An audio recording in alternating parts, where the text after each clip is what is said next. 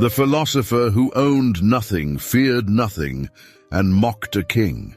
In 4th century BCE Athens, there was a man who lived inside a barrel, shunning wealth, status, and respect. This was Diogenes, a philosopher who owned nothing, feared nothing, and mocked the world, even a feared king. During this time in Athens, society worshipped wealth, power, and social approval.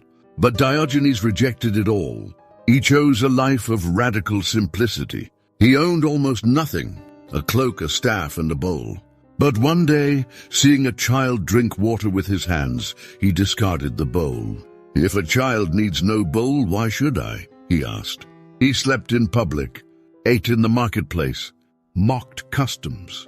He questioned everything society held sacred, from polite manners to the pursuit of wealth. Even the greatest minds of Athens were not safe from his scrutiny. When Plato defined a man as a featherless biped, Diogenes plucked a chicken and carried it into the academy. "Behold, Plato's man," he declared, exposing how empty words and abstract definitions could be when divorced from reality. To some he seemed insane, to others offensive, to many embarrassing. But beneath the provocation was a deliberate purpose. Diogenes believed that freedom was not something politics or kings could grant. It wasn't about having power over others or holding titles. True freedom, he argued, was internal, the ability to live without being ruled by desires, fears, or society's expectations. The more you depend on praise, property, or approval, the more you are controlled. The wealthy are bound by their wealth. The famous are bound by their reputation. Even kings are bound by ambition and fear.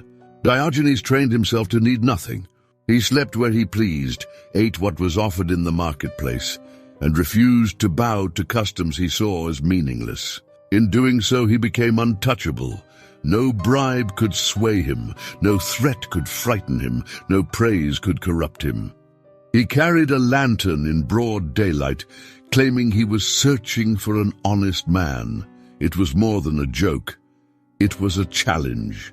Diogenes saw society asleep, trapped in pretense, praising values they did not believe in, and chasing things they did not need. Honesty, he showed, was rare because it required courage. The courage to reject approval, discard comfort, and live by truth rather than appearance. He wasn't mocking society. He was holding up a mirror, asking, "Are you awake or just playing the part expected of you?"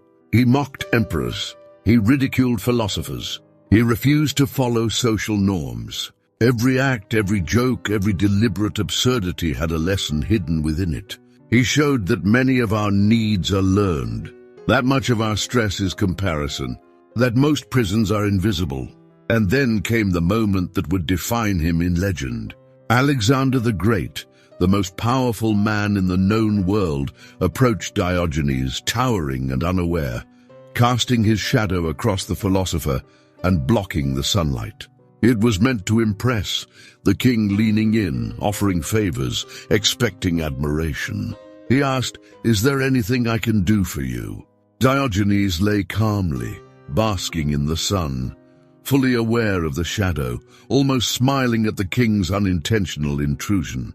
He looked up and said simply, "Yes, stand out of my light." In that moment, the king's power was revealed as irrelevant.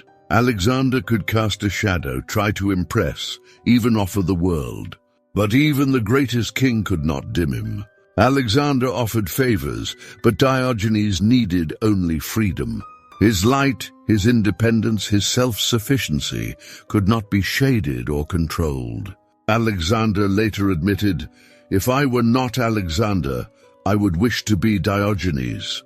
Because Diogenes had something no king could command, self-sufficiency. He could not be bribed, could not be threatened, could not be impressed. He had already renounced what others feared losing. Most people chase freedom by accumulating more. Diogenes chased it by letting go. Most people seek security in belonging. Diogenes found it in independence. And his lessons are not just ancient history. They speak to us today. In a world obsessed with likes, promotions, wealth, and appearances, true freedom doesn't come from what you gain. It comes from what you release. Every day, we are pressured to conform, to impress, to accumulate, to perform. Diogenes teaches us that we do not have to be trapped by these invisible chains. Imagine carrying less, needing less, fear less, living fully. Diogenes shows that the fewer chains you accept, the fewer chains can bind you. He mocked kings. He challenged philosophers. He owned nothing, feared nothing. And he did it all with a single unshakable principle, the power of independence. So the next time you feel trapped by what you want or what you think you need, ask yourself, what can I release? What do I not need to prove? Freedom, Diogenes reminds us, is not having everything. It is needing almost nothing. And in that simplicity, you are unbreakable.